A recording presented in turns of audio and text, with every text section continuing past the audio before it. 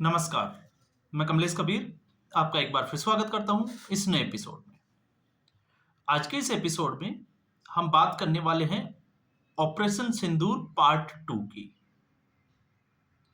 और मुझे लगता है कि सीज फायर के बाद में अभी ये चर्चा का विषय नहीं बना हुआ, जिसके ऊपर चर्चा होनी चाहिए थी, लेकिन उसके ऊपर बात नहीं चल रही है।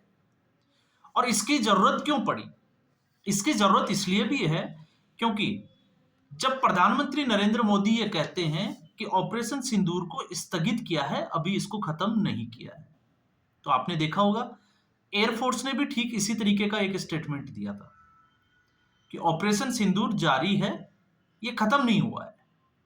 लेकिन सीज फायर को लेकर अब जो है वो तरह तरह के दावे किए जा रहे हैं और भारत जो है वो लगातार पाकिस्तान को एक्सपोज भी करता जा रहा है। फिर चाहे प्रधानमंत्री नरेंद्र मोदी का राष्ट्र को संबोधन हो या फिर आदमपुर एयरबेस के ऊपर जाना हो, जिसके ऊपर हम पहले ही चर्चा कर चुके हैं।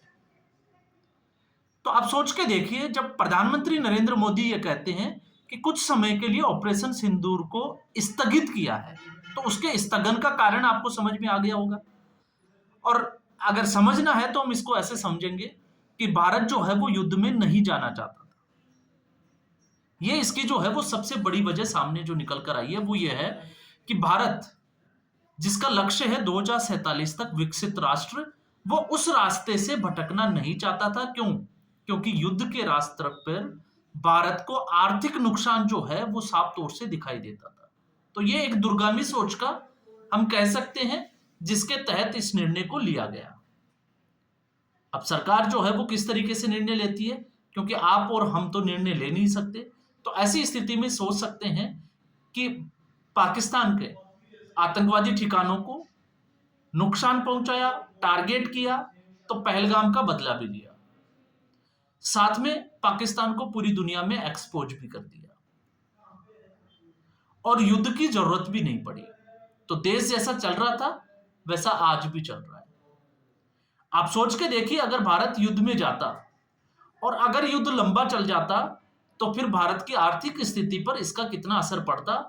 अगर इसको समझना है तो फिर हमें समझना पड़ेगा रसिया और यूक्रेन को।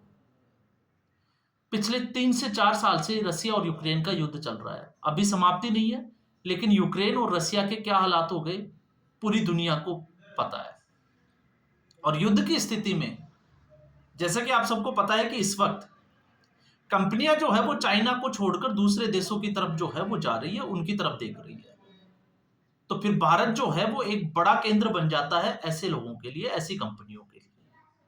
तो उस ओवरऑल अगर हम उस लिहाज से देखते हैं तो कहीं ना कहीं सीज फायर जो था वो भारत के लिए बहुत जरूरी, या हम कह सकते हैं कि अहम कदम था। हमने जितना नुकसान करना था पाकिस्तान का उतना नुकसान किया, और पाकिस्तान ही नहीं पूरी दुनिया को भारत की क्षमता से अवगत भी कराया कि भारत जो है वो मॉडर्न वॉरफेयर में कहां खड़ा दिखाई देता है। लेकिन जब हम इसको ये कहें कि बिना युद्ध लड़े ही अगर पाकिस्तान घुटनों पर आ सकता है, तो फिर इस स्थगन का मतलब क्या है? इसलिए मैंने कहा कि ऑपरेशन सिंदूर पार्ट 2 जो है वो जुलाई के पहले सप्ताह में शुरू हो जाएगा। और आप देख लीजिएगा, 100% सत्यता के साथ में आप मेरे इस वीडियो को जो है वो नोट कर लीजिएगा। इसका अगला पार्ट जो है वो यही होने वाला है, जब भारत में मानसून 70 होगा और पाकिस्तान में जो है वो पाकिस्तान तबाही देखेगा, लेकिन उसमें भारत एक भी गोली नहीं चलाएगा। तो जब पाकिस्तान को घुटनों पर लाने के लिए गोलियों की जरूरत नहीं है, युद्ध की जरूरत नहीं है, तो फिर युद्ध से फायदा क्या है? और ऐसा मैं क्यों कह रहा हूं? ऐसा मैं इसलिए कह रहा हूं, भले ही आज जो है वो इस सीज फायर के बाद में और जिस तरीके से भारत ने एयरबेस उड़ाए, तो ये चर्चा का विषय नहीं है, लेकिन मुझे लगता है कि इसके ऊपर चर्चा होनी चाहिए। क्यों होनी चाहिए? क्योंकि भारत ने, आपको पता होगा, एक बगलियार गेट जो है वो चिनाब नदी के ऊपर जो बगलियार बांध है उसके दरवाजे बंद कर दिए थे, तो बांध से पानी रोक लिया। और पाकिस्तान के हालात ये है कि पाकिस्तान में इसकी कमी जो है वो साफ तौर से देखी जा रही है। लेकिन अभी गर्मी की शुरुआत है, तो गर्मियों में पाकिस्तान के बड़े शहर जिनमें पानी की आपूर्ति जो है वो इन्हीं नदियों के द्वारा की जाती थी, तो आप सोचकर देखिए पाकिस्तान में पानी की कितनी कमी हो जाएगी। दूसरा, सलाल गेट, सलाल बांध। तो दो बांधों की जो है वो बड़ी भूमिका है, और खबर ये आ रही है कि जो पाकिस्तान का मराला हेडवर्क्स है, वहां पर पानी की कमी जो है वो साफ तौर से देखी जा सकती है कि भारत के पानी रोकने के बाद पाकिस्तान की स्थिति क्या हुई है। तो यहां पर हम चिनाब नदी की बात कर रहे हैं, तो दूसरी और नदी बसती है झेलम। तो झेलम नदी के ऊपर किशन गंगा प्रोजेक्ट जो है वो डाइवर्जन के लिए तैयारियां चल रही है, और काम जो है वो जोरों शोरों से चल रहा है। हालांकि इस वक्त जब हम ये बात कर रहे हैं तो हम इसको इस नकार भी नहीं सकते कि भारत जो है वो पूर्णतया अभी पानी रोकने में सक्षम है या नहीं है, लेकिन जितना वो रोक सकता है उतना भारत जो है वो पूरा प्रयास कर रहा है। तो अभी सिंधु नदी का जो पानी है वो कुछ लेवल पर पाकिस्तान में जा रहा है, और सिंधु नदी के पानी से पाकिस्तान का पंजाब क्षेत्र और सिंधु क्षेत्र, ज्यादा मैं बात करूंगा सिंध प्रांत। तो पाकिस्तान की फौज में आपने देखा पंजाब प्रांत के जो है वो फौजी वो मेजोरिटी में है, डोमिनेट करते हैं। तो वहां से नहरें निकालकर ग्रीन पाकिस्तान नाम से जो प्रोजेक्ट चलाया जा रहा है, जिससे सिंधु नदी के पानी को पंजाब की तरफ मोड़ा जा रहा है। इसलिए सिंध क्षेत्र के लोग जो है वो बगावत पे उतरे हुए हैं, सड़कों पे उतरे हुए हैं, और इस वक्त पाकिस्तान की सरकार जो है वो पूरे तरीके से फौज के कब्जे में है। तो वो जो है एक वॉरफेयर की स्थिति है, और उस स्थिति में जब भारत पानी रोक लेता है तो वो एक तड़का लगा देता है। तो पाकिस्तान में गृह युद्ध के हालात ऑलरेडी है अलग अलग मोर्चों के ऊपर। तो ऐसी स्थिति में भारत जो है, जब मैं ये कहता हूं कि मानसून सत्र में क्या होने वाला है, तो जिस तरीके से भारत ने, आपने देखा होगा प्रधानमंत्री नरेंद्र मोदी ने जब राष्ट्र को संबोधित किया तो उन्होंने एक बात की थी कि पानी और खून एक साथ नहीं बहेगा, मतलब शिमला समझौता जो था उसको रद्द माना जाएगा, उसको वापस जो है उसको कैंसल आउट नहीं किया गया है, लागू नहीं किया जाएगा। मतलब सीज फायर हुआ, लेकिन सीज फायर जो है वो भारत की शर्तों पर होगा। तो पाकिस्तान को जब पानी नहीं दिया जाएगा तो फिर सवाल यह है, जो अभी राजनीतिक गलियारों में उठ रहा है विपक्ष की तरफ से, कि भारत के पास में ऐसे जो है वो प्रोजेक्ट ही नहीं है कि पानी को रोक सके। तो इसमें सच्चाई है, पानी को नहीं रोका जा सकता। लेकिन 2016 के उरी अटैक के बाद में जिस तरीके से अलग अलग प्रोजेक्ट पे काम चल रहा है, तो आप मानिए के चलिए कि भारत आने वाले 5 सालों में पूरे पानी को रोकने में सक्षम हो जाएगा। तो जब पानी को रोक नहीं सकता तो फिर भारत का अगला कदम क्या होगा?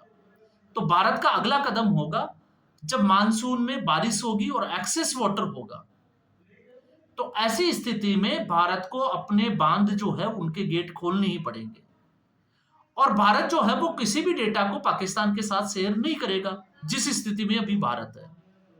तो अचानक जब अगर भारत पानी रोकता है तो वहां पर जो है वो सूखा पड़ेगा, पानी की कमी हो जाएगी, और फिर अचानक से पानी छोड़ेगा तो वहां पर बाढ़ की स्थिति हो जाएगी, फसलों को भारी नुकसान होगा, और फसलों को भारी नुकसान होने से पाकिस्तान की इकोनॉमी पर उसका असर होना जो है वो लाजमी है, वो देखा जाएगा। दूसरा, आप इसको ये भी समझ सकते हो, क्योंकि हिमालय से जो सिंधु नदी निकलती है तो वहां पर इसमें गाद ज्यादा होती है। तो जब पानी रोका जाएगा तो वहां पर गाद इकट्ठी हो जाएगी, और जब छोड़ा जाएगा तो ये गाद जो है वो एक साथ निकलेगी और पाकिस्तान में जाकर ये जमा होगी। तो भारत का अगला कदम जो है वो यही रहेगा, और आप देख लीजिएगा ऑपरेशन सिंदूर का अगला जो पार्ट है, जिसमें पाकिस्तान पहले ही ये कह चुका है कि अगर भारत पानी रोकता है तो उसको एक्ट ऑफ वॉर माना जाएगा। और इसाक डार, पाकिस्तान का एक बड़े नेता, उप प्रधानमंत्री, और वो कल से जो है वो आपने देखा होगा इस मुद्दे को लेकर वो बौखलाए हुए हैं। तो पाकिस्तान की अगली समस्या, अब आप शायद समझ गए होंगे, तो पाकिस्तान से लड़ने की भारत को जरूरत नहीं है। भारत रणनीतिक तौर से जो है वो पाकिस्तान को घेरने की पूरा प्रयास करेगा, और उस प्रयास में आप देख लीजिएगा कि पाकिस्तान की हालत जो है वो इस युद्ध से भी ज्यादा खराब हो जाएगी। तो अभी किशनगंगा प्रोजेक्ट पे युद्ध स्तर पर काम चल रहा है, और अगर भारत जो है आप सोच के देखिए कि शिमला समझौते के तहत जिन 3 नदियों का पानी पाकिस्तान को मिलता था, जिसमें से सिर्फ 20% पानी को भारत रोकने का हक रखता था। लेकिन आज पानी जो है वो पिछले 24 घंटे की रिपोर्ट ये कहती है कि वहां पर 7 फीट से ज्यादा, सॉरी 24 फीट जो पानी था वो लगभग 7 फीट पानी रह गया है। बस इतना ही पानी जो है वो वहां पर बह रहा है। तो आप अंदाजा लगा सकते हैं कि पाकिस्तान में इस वक्त पानी की कितनी कमी है, और वो भी उस वक्त जब गर्मी जो है वो अपने सबाब पर आने वाली है। और फिर अचानक से मानसून आएगा। मानसून आने के बाद में फिर पाकिस्तान में बाढ़ का आना जो है वो तय है। तो ये सारी जो चीजें होगी जिसके लिए पाकिस्तान पहले से तैयार नहीं होगा, तो फिर पाकिस्तान के पास इसका जवाब क्या है देश और दुनिया में बताने के लिए? क्यों? क्योंकि भारत ने कोई गोली नहीं चलाई, भारत ने कोई जो है वो उकसाने वाली कार्रवाई नहीं की, और भारत बैठे बैठे जो है वो पाकिस्तान को नचाता रहेगा और पाकिस्तान नाचता रहेगा। इसलिए प्रधानमंत्री नरेंद्र मोदी ने जो कहा था उसका इशारा यही था कि ऑपरेशन सिंदूर अभी जारी है। अगर आतंकवादी घटना होती है तो ठीक ऐसे ही जवाब दिया जाएगा जैसे अभी जवाब दिया गया था। लेकिन जारी है का मतलब पानी और खून एक साथ नहीं बहेगा। तो फिर बहेगा क्या? आप समझ चुके हो। वो गाद बहेगी, वो बाढ़ आएगी, और फिर पाकिस्तान को अपनी स्थिति संभालना जो है वो इससे भी ज्यादा मुश्किल हो जाएगा। और उस चुनौती के लिए पाकिस्तान की तैयारी क्या रहेगी? जब भारत डेटा ही शेयर नहीं करेगा कि कितना पानी छोड़ा गया है, तो आप समझ सकते हैं कि हालात जो है, और जब नरेंद्र मोदी इस तरीके की बात करते हैं तो आप समझ लीजिएगा कि मामला जो है वो गंभीर है, और ये मामला जो है वो पाकिस्तान के लिए बहुत गंभीर होने वाला है। तो फिलहाल इस एपिसोड में इतना ही। उम्मीद करूंगा वीडियो एपिसोड आपको पसंद आया होगा। वीडियो को लाइक करें, शेयर करें, चैनल जरूर सब्सक्राइब करें। धन्यवाद।